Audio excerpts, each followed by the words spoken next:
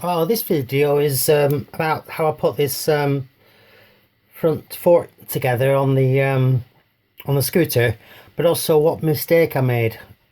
So first I'll just run through how I actually put it together, the sort of process.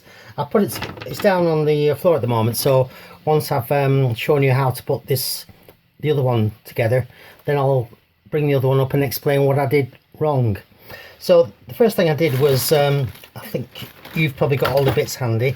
Of course, I got a new bolt with a new copper washer, and I use these all the time, so I just bought a bag of these copper washers. I think they're M8 or something.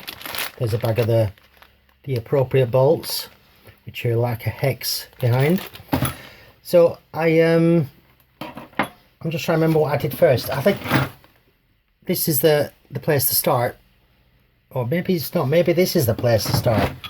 This is the lower stanchion, which you can see down there. It's pretty clean, isn't it? I had a piece of plastic pipe. Here we go, which fits down here. So I used some of the old paper towel again to try and get rid of all that debris down the bottom. Just pushed it down and rotated round and put some white spirit on this to try and get any more debris out of the bottom, because the cleaner you make it, obviously the better it is. You don't want sort of debris floating around in the forecoil. And this was the if you can see down there, that's not bad clean either. So I did the same with that. I found there was a bit of debris on the inside of this. Actually, I better turn the other way around. You have to push it down this way. There's a bit of a constriction here at this end, so you can only do it the one way. But this piece of plastic does fit down. Oh, it does fit down. I'm not sure what size it is actually, what diameter. Let's just have a quick measure. I've got one of these newfangled digital things, so let me just see what yeah, 20mm diameter. I just had it to one side. I must have bought it by mistake on something. So I used that and some paper towel and some white spirit just to clean the insides and try and make it as clean as I could. So the first stage really was to let me just find the bit. Ah, here it is. This is the one. This is the bit that fits down here, runs down the bottom. And what we're missing at the moment, which I just need to find, is the cap that fits on the end. Here it is. And of course this is where the bottom bolt screws in at the bottom of the fork. You can see the null thing. So this first stage is to send this down here, of course. Ooh. Here it is. So see, and it pops out the bottom. Only then can you put this cap on. You can't put it on before because it won't fit down. There's a restriction down here, around here, and this won't fit on. So then you put the cap back on. Of course you've cleaned all these things with white spirit and soapy water, whatever you like, as long as they're clean. That's the important thing. There's nothing hands-on, no debris, no thing. So you put this on here. That's the first stage. Next stage, this is what I did anyway. I went to the lower stanchion and you fit in the new seal, which, just as I mentioned in the previous video, all the markings are on this top side. So with the top side uppermost, of course, then this needs to be pushed down into here. I'm not going to push it down at the moment anyway, for a reason really. Maybe I can say the reason now. I didn't realise it at the time, but I bought all these new seals. Here's a pack of them. What is it? AR3004. These are the ones that fit this apparently. So what I should have done, I should have measured the inside of this with this micrometer doodah. Check the insides, which I've just done before, and in fact is, I wrote down here, it's 42.14 here to here, approximately 42.14 millimeters. I then should have measured the seal from here to here, which of course I didn't do, and this was actually this is actually 41 point, yeah, it's got to be that way around, doesn't it? This is bigger, so this is, yeah, 42.14, and this is smaller. This is 41.75 here to here. We can just do a bit of a demonstration, can we? Yes or no? I suppose we can, really. Yeah. Actually, this is maybe I've got it the wrong way around. Yeah, this is the larger. This is showing the it's now showing 42.37. I did have it 42.14, but you know, life isn't an exact example, is it? So using the other way with the spreader things, let me just check that again. So yeah, it's now reading 41.8. So this is 41.8. This is 42. Well, I've got it down as 1.4. So this is actually bigger than this. So as you can see, you can see already that it's a squeeze fit. Put it on the top, and obviously with hand pressure it won't go down. So when I assemble the other fork, I made a mistake, big mistake. Unbeknown to me, being a bit hot, old, stupid and whatever, and it's home mechanics, isn't it? I put the old one back in. I thought it went in easily. I didn't have to press it. I just pushed it in with my fingers, really. That was my big mistake. Easy done when you're a bit stupid. So, I mean, we all make mistakes, but it's home mechanics. A garage is never going to admit to its mistakes. But, you know, I'm a home mechanic, really. I just think about it, do the best, and make mistakes. So this video is about making mistakes.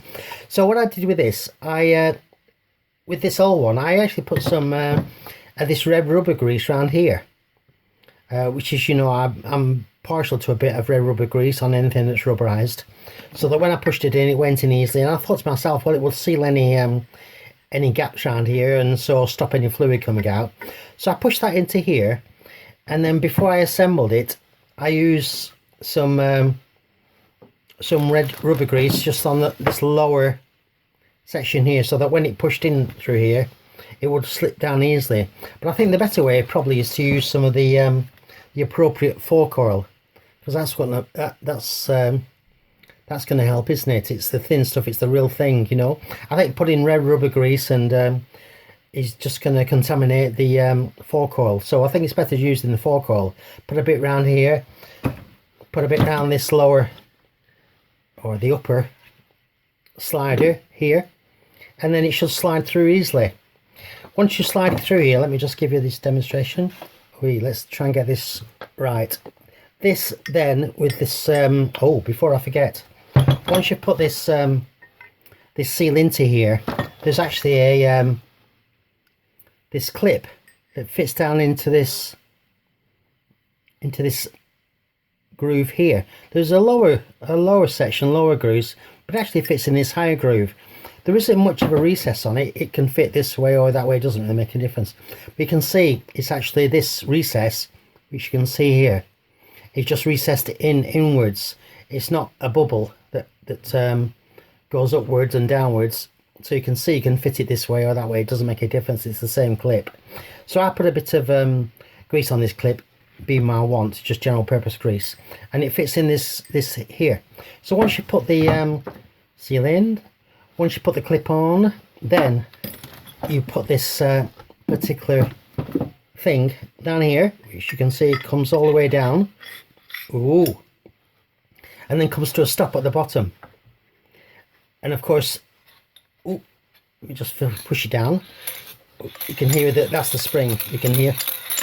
Okay, then we get our new bolt with a new washer, and then we screw it in. So we just find the place, start to screw it in with your fingers, really. So let me just show you that what you need to tear that a little bit farther on, which I put somewhere, which, oh, here it is. I forgot about this actually, so good thing I reminded myself. Ooh. What I've got here is a set of Allen doodads, whatever you call it, Allen sockets, whatever you call it.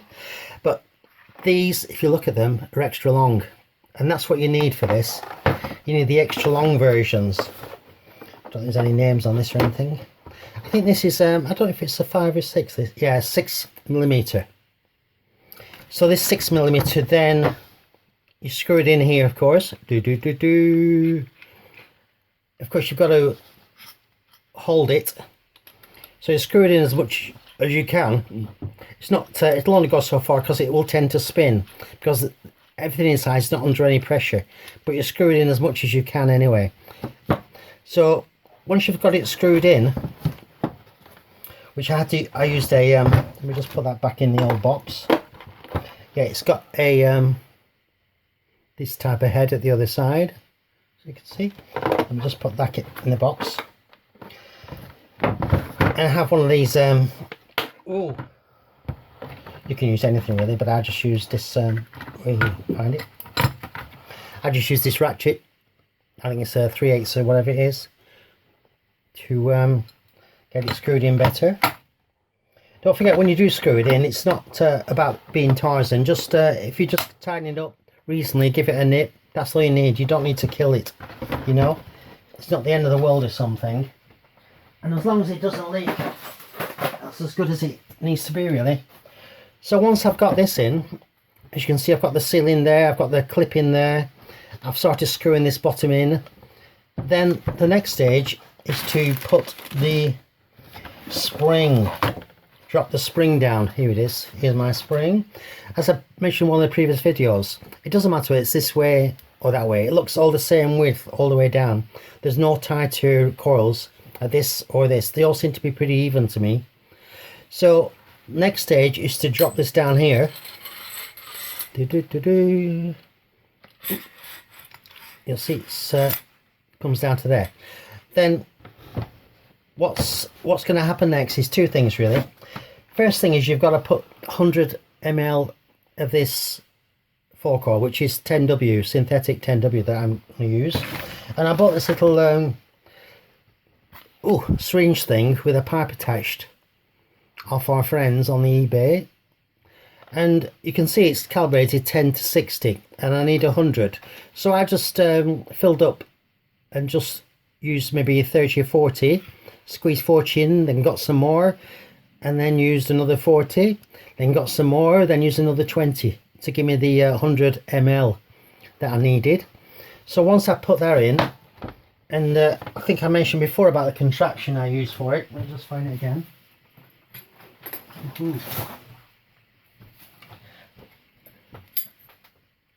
This thing here, oh, I can't really show it so well. Oops. Woohoo.